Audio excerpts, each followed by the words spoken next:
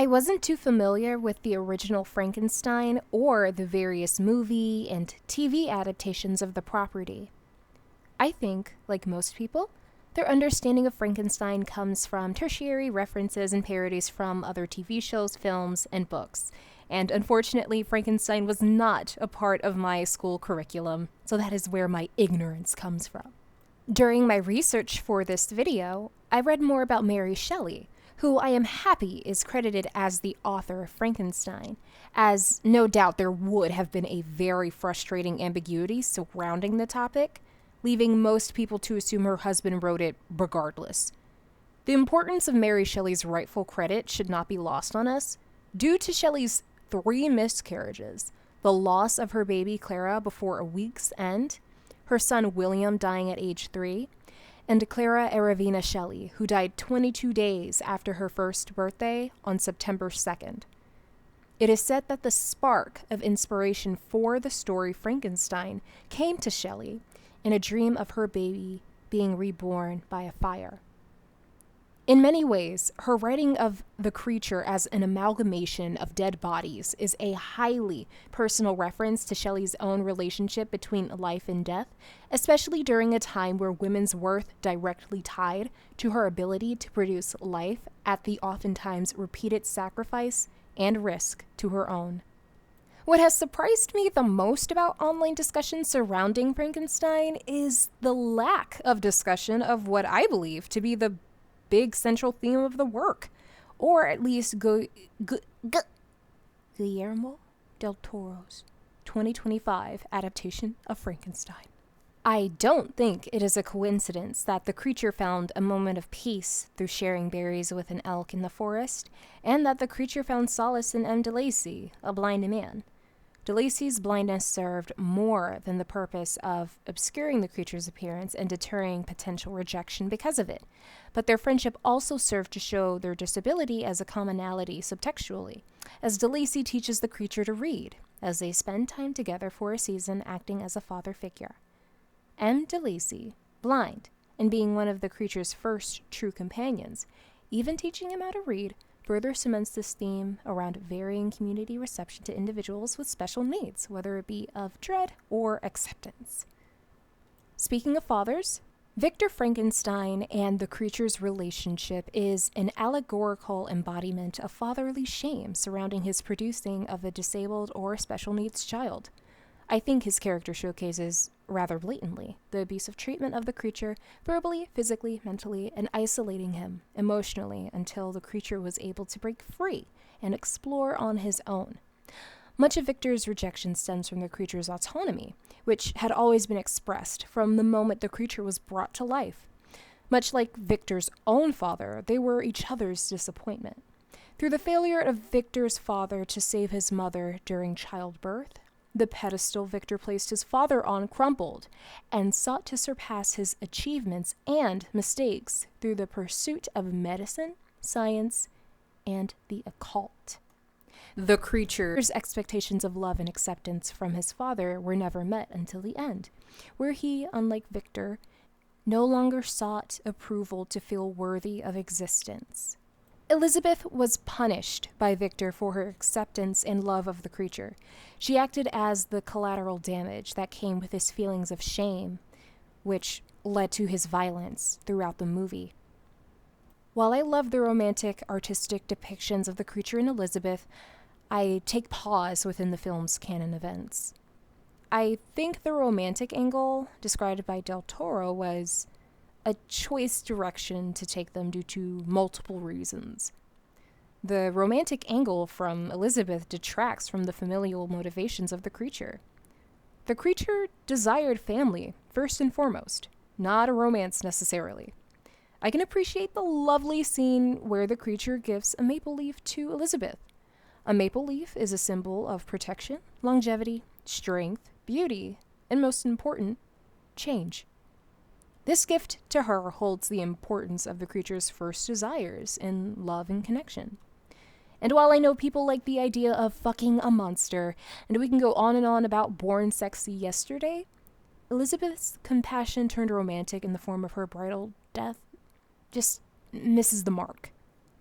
Some would argue that it's because it makes a departure from the creature murdering Elizabeth as a tool to get back at Victor, who, in the book, made an unfinished female companion for the creature, which, would make a more faithful adaptation to the original text and the depiction of the darkness of human nature that the creature is imitating or relearning to express. I am not saying I would have preferred the original murder.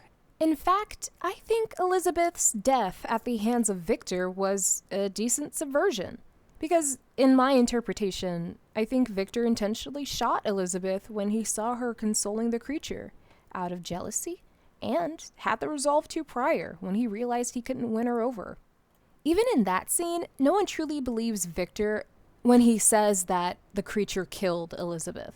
Not many attempt to subdue the creature in that crowd due to multiple reasons. However, even Victor's own brother, after suffering a fatal blow to his head, limp on the ground, states that Victor was the true monster at the end of his life. It's not so much my own specific or desired interpretation of the film leading to my general indifference towards the romantic subplot between Elizabeth and the creature.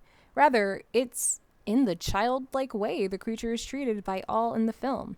And his desire for love is never overtly shown to be more than verbally expressed on multiple occasions as familial, naturally, as it is the main contention between himself and Victor as a father to him. I'm hard-pressed to be compelled by a romantic interpretation between the creature and Elizabeth, due to what little time they spend together on screen, and it being very devoid of any romantic spark. Or maybe I just have a different standard of what makes romantic, compelling, adult chemistry between two characters. But I digress. And no, her professing a love for the creature in her frozen, dying breaths does not count as gripping adult romantic tension, even if the creature gained perceivable adult intelligence, or even my previous observation of the maple leaf symbolism. In fact, it's Victor who assumes that the creature must be thinking of a female companion, but his desire for a companion came right after the death of M. de Lacy, his true father figure. So again, family is the desire in this adaptation, and thus the fatherly rejection and those familial dynamics remain central. The romance, however, does not detract from the entire movie, as it was barely there to begin with. I was much more compelled by everything else about the movie. However, I saw a lot of critique online about Elizabeth becoming a sympathetic character, and by proxy the creature being too good. If only for the sake of holding on to my ego about my personal interpretation of the film, I'm actually totally fine with it. I'll have to read the original Frankenstein in order to understand the contention. If the spoilers that I read about the creature in the book are true, then I would have instead likened the creature to the creation and development of artificial intelligence. And I'd be talking about whether or not the creature is truly sentient. A video about Mary Shelley's work transcending through time would be fun, but that's a video for another day. A headline that came to me as I watched this film was of a Florida woman and man who intentionally left their special needs child in a grocery store in front of a Walmart in order to abandon her. My Google search for this specific headline actually spawned multiple articles with a heartbreaking amount of similar stories.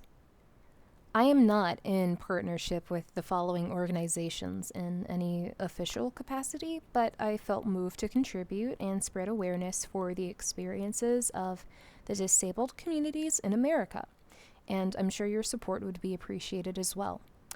Thank you for watching, and if you enjoy my videos and would like to further support, consider donating to my Ko-fi, where you can receive behind-the-scenes updates on my content. All links will be listed in the description below. Bye for now. During my research for this video, I came across a book titled Mary Shelley and the Rights of the Child, Political Philosophy in Frankenstein by Eileen Hunt Botting. Published in 2017 at the Haney Foundation. In Botting's analysis, Frankenstein emerges as a conceptual resource for exploring the rights of children today. especially those who are disabled, stateless, or genetically modified by medical technologies such as three-parent in vitro fertilization and, perhaps in the near future, gene editing. If you'd like to read this book for yourself, that will also be linked in the description. I just wanted to mention this analysis because it is a scholarly paper corroborating the entire theme of the video. So that's cool. Thanks for watching, and I'll see you in the next one.